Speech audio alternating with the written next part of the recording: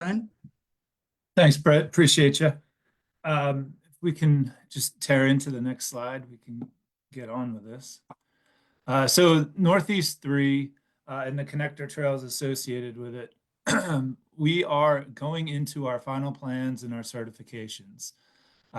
We are looking to do our procurement for a construction contractor this spring into summer and hope to have a contractor on board this hopefully around Labor Day in September. Um, excuse me, our design funding is actually at that 80-20 magic number with federal money supporting 80% of the design effort. And we have almost $42 million in federal construction funding as well. And the change here is that we were just awarded another $4 million from the Atlanta Regional Commission to bring that 12.97 up to 16.97 with that extra 4 million, which hopefully becomes official next week with a vote by the ARC board. Next slide, please. So in terms of geography, we're up in the purple area here in the top right. So the mainline trail is only about a half-mile long that gets from I-85 at the top of the green segment 2, and it connects in with the Northwest Trail, which is shown in orange there as under construction at Kinsey Court. And then everything else in purple is a connector trail. So connector 1 runs from Kinsey Court out to Piedmont Road. Connector 2 runs from that intersection of Piedmont and Garson along Garson Drive up to the Lindbergh-MARTA station. Connector 3 extends underneath Piedmont Road and connects into Path 400 and links up with the other regional trail network that's over there with South Fork as well as the future Peachtree Creek Greenway.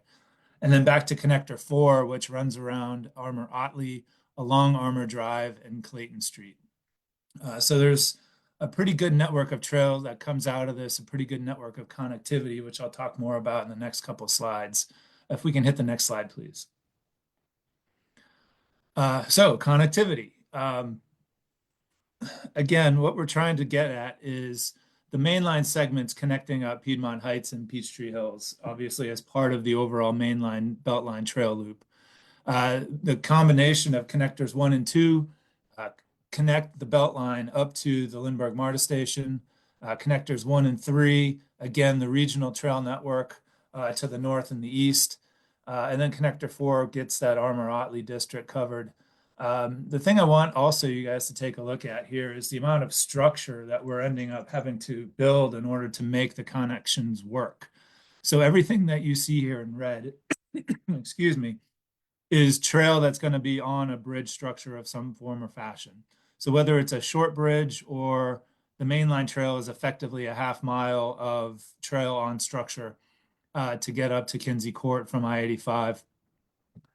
Because everything is here before us, we are having to kind of floss our way through, and for the most part, going over is the easiest way to handle making sure we can get the connectivity that we need.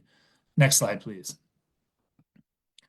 So at Kinsey Court in Peachtree Hills, on the left, you can see well, this is a pre-existing condition. This is before the construction started. That's over there right now. And then this is what we expect, generally speaking, the final product to look like. A rendering of the plaza, the mixing zone where the 2 trails come together. Well, 3 trails, but it's all one continuous network. Northeast Trail, Northwest Trail, and the connector trail that runs along Peachtree Creek all kind of come together here at Kinsey Court. So there's a fantastic neighborhood access. Next slide, please.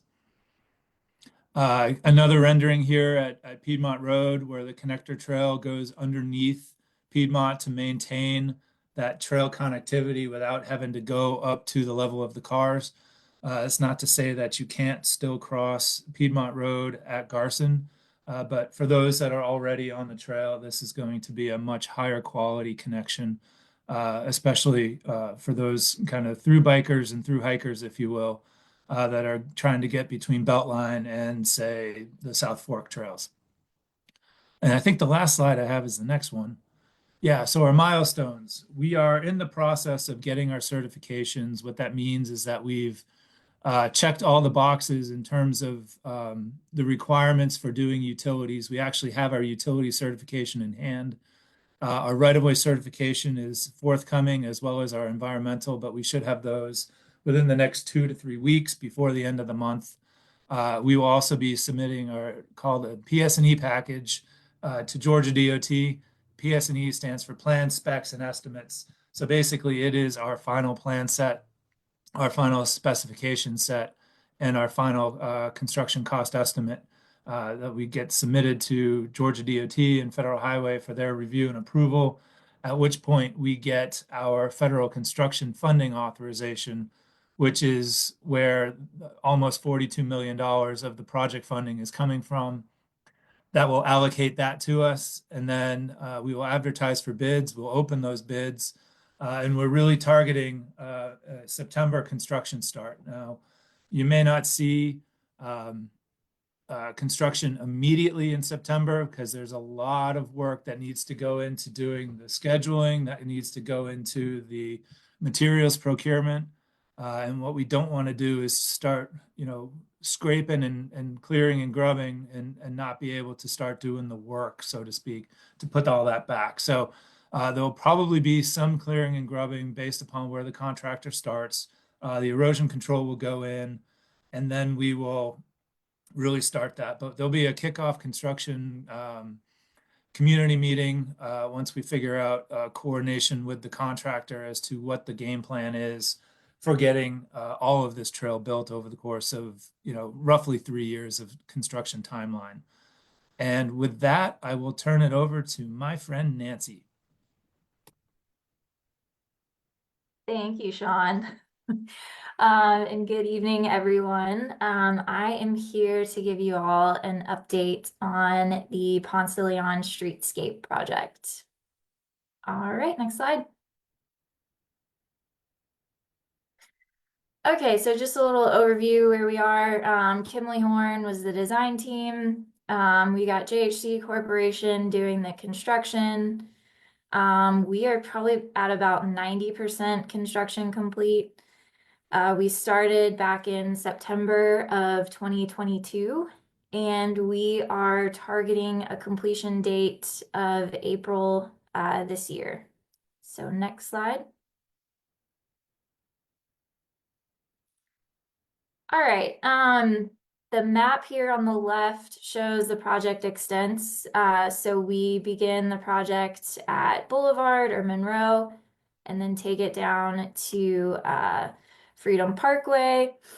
And we've got the Beltline access point, of course, which is what we are currently trying to finish up right now.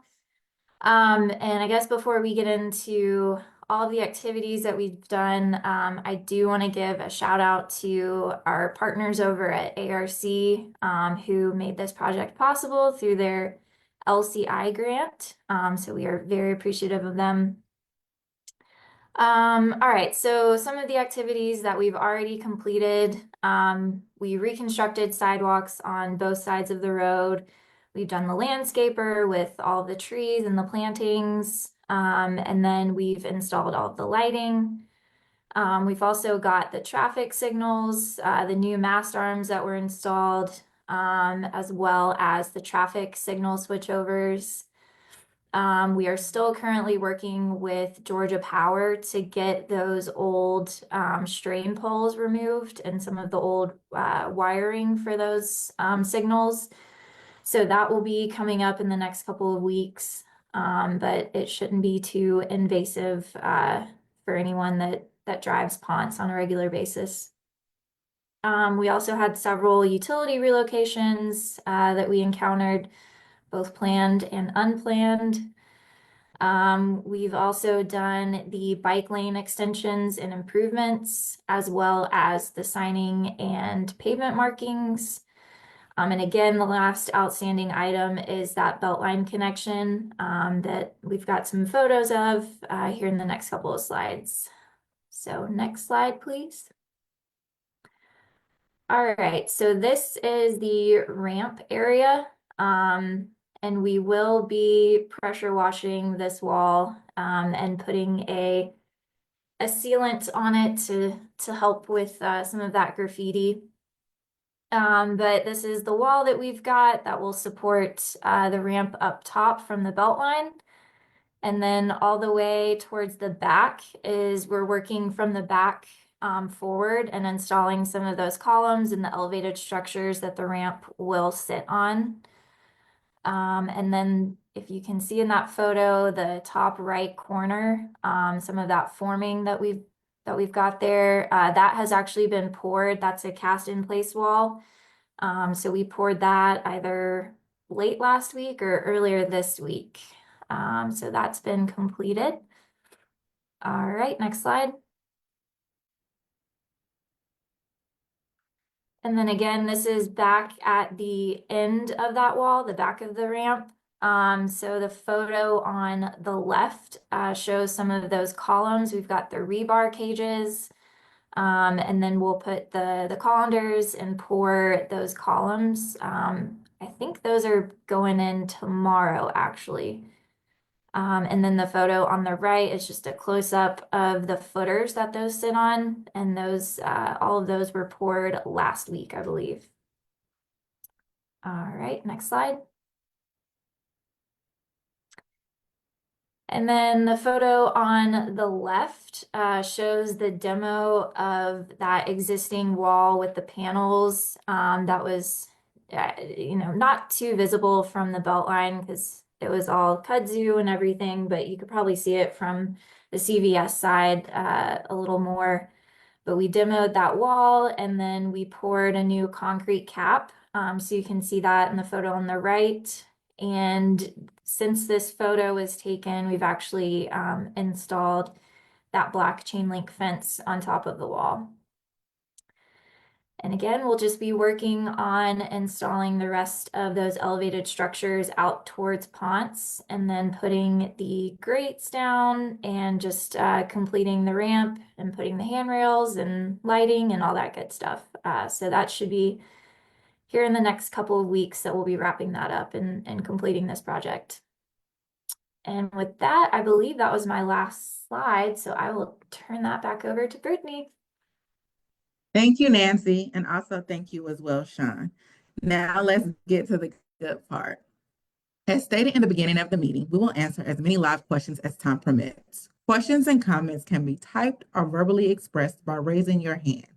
Our audience is made up of Zoom online in addition to phone attendees as well as Facebook Live attendees. Let's briefly review how we can all contribute to this conversation.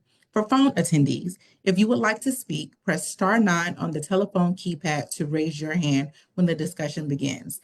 A member from our team will open up your line when it is your turn and your phone will be prompted. You will press star 6 to unmute yourself. For online attendees, you can submit a response at any time in the Q&A box. In addition, you can upvote your response by clicking the thumbs up icon.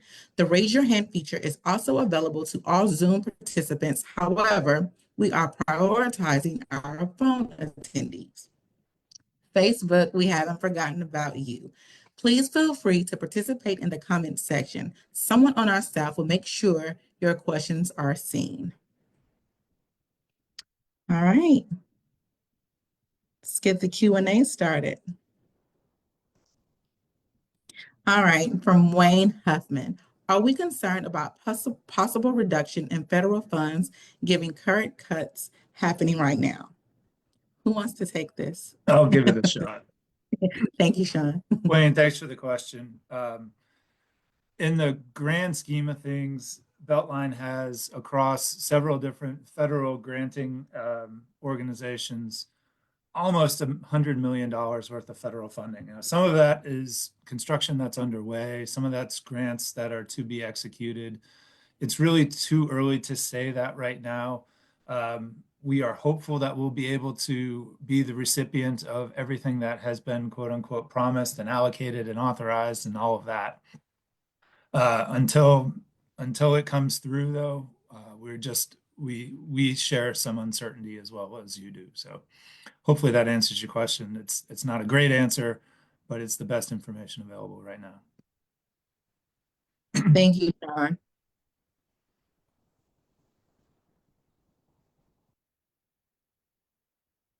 All right. I don't think they want to speak to us tonight. Okay. From Alex. For the Northeast Trails, regarding the 3-year time estimate you mentioned earlier, will the entire trail plus the connectors open at the end of the process, or will they open as they are completed in parts? We have all 5 trails. The mainline trail and the 4 connector trails are all part of one construction contract.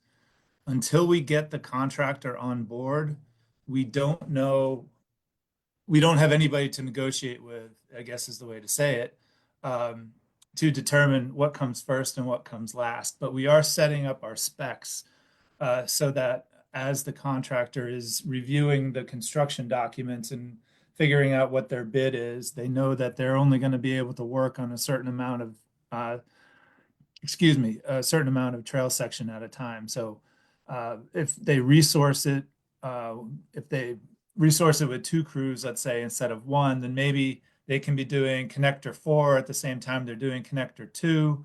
Or if they have 3 crews, then maybe they have somebody doing the mainline trail first. So we won't know that until we get the contractor on board, and we'll have that when it comes to the construction kickoff community meeting. But we do not expect that they're going to tear up, the entirety of the future trail footprint for 3 years. We're going to really try to make sure that that doesn't happen.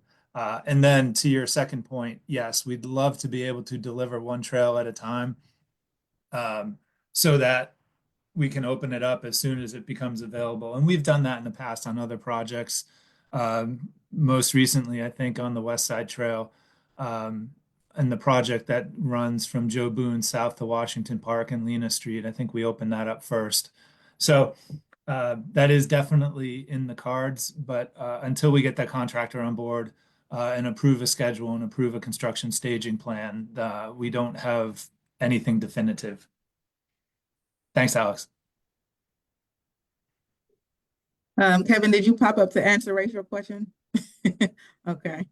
I was just going to say that the only condition of opening segments is that they tie into something else. In other words, you can't open from the South Fork Conservancy back, whichever one that is, and then it dies in the middle of a field of kudzu. Right. So there has to be a understanding that you have to be able to clearly go from one end to another before we'll open a section. Thanks, Kev. That's a great clarification. Yeah, we call that logical termini. Of course it is. I made it. Of course it is. Well, neither of you go too far. Rachel has a question and wants to know, will the connectors and the segment bid separately, or is this a bidding as a whole? It's going to be all bid together as one total project. And again, depending upon how the prime contractors decide to bid this, it could be that they have, their intention as the prime is to do all of the structural work, and then they have subs that do the the smaller trail connectors or connector trails, or they just take the whole thing on by themselves. We will see how that ends up coming. To your next question about how will SBEs, small business enterprises, be involved? We're because this is a federal funding project, the most recent executive order that basically shut down any of the diversity, equity and inclusion and disadvantaged business enterprise. We're not exactly sure yet how that translates.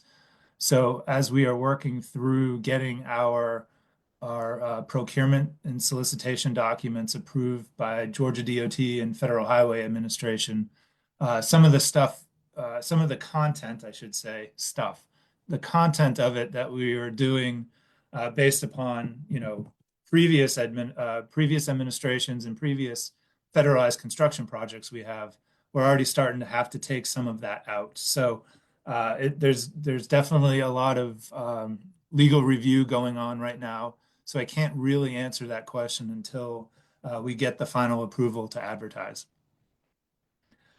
Historically, Beltline has sought to have 30% disadvantaged business enterprise involvement. but we'll see where that ends up. Kev, feel free to pile on. Yeah, and I think it's safe to say that we will let me try that again. Encourage bidders to include DBEs, SBEs, regardless of whether there is a set percentage or none. Of course, it remains up to the GCs on how they do that, but including DBE participation has been a cornerstone of ABI since I got here 16 years ago.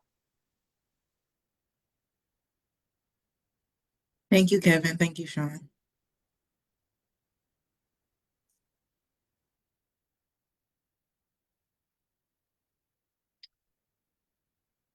Making sure we don't have any phone attendees tonight.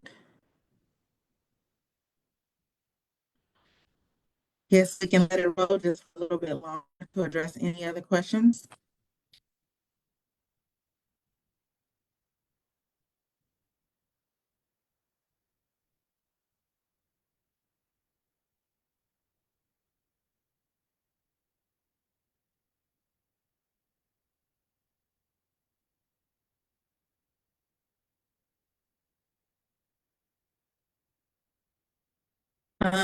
From Rachel, how much of the funding do you think will be going towards this new segment?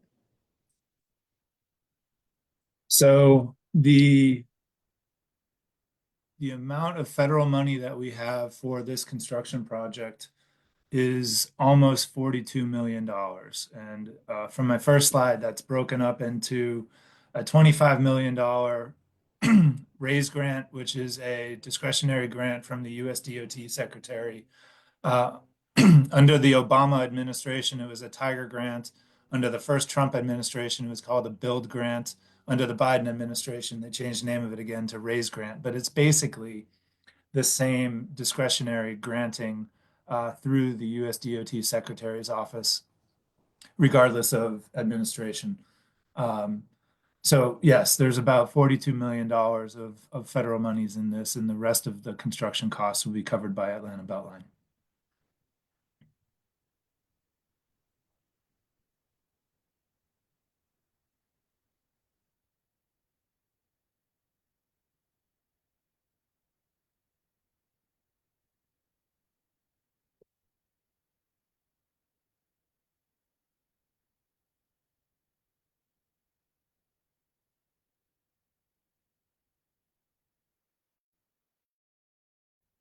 There are no questions at this time.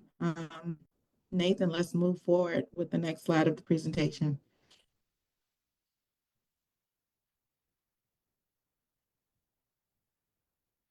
All right, so it appears as though that was our last question for the evening. So I want to close out the meeting with a few polling questions. Was tonight's information presented to you helpful? Yes, no. All right, let's go ahead and close that poll. Share the results. All right. So 100% found it to be helpful. Thank you. Next poll question.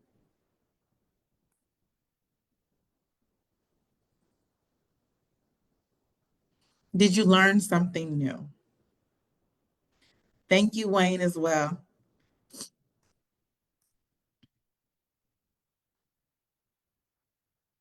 All right, close the poll. All right, and I think that we all can agree that something new was learned. We're gonna take it to our next slide and close out the meeting. You can always reach out to us at any time. My information, in addition to the two project managers that are on tonight's meeting, Sean and both Nancy, are attached as well. Their information, as well as mine, should be dropped in the chat right now. But you can always email us. This presentation, in addition to the Q&A, will be followed up and posted online as well. But you can also email us at engage@atlbeltline.org for any other questions. Again, thank you and enjoy the rest of your evening. Have a good night.